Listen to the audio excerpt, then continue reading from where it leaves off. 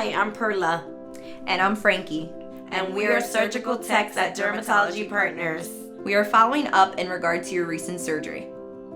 If you are viewing this 24 hours after your surgery, it is time to change your dressing.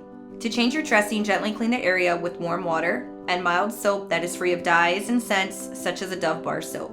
Once your wound area has been cleaned, is free from blood, and no longer has a dressing, use a Q-tip to place Vaseline directly onto the wound and suture line. If blood has dried over the wound site, take a piece of gauze and soak it in hydrogen peroxide.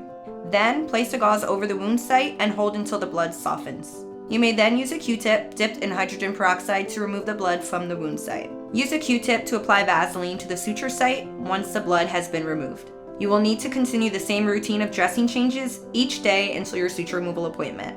If you're experiencing drainage, redness, or light bleeding, please refer to the wound care instructions that were provided to you. If you're experiencing bleeding that is soaking through your bandage or running outside of your dressing, hold direct pressure, 20 minutes on, 20 minutes off the site. Continue this rotation for about an hour. If it does not stop bleeding, contact the phone number referenced on the wound care instructions. And thank you for trusting us with your care.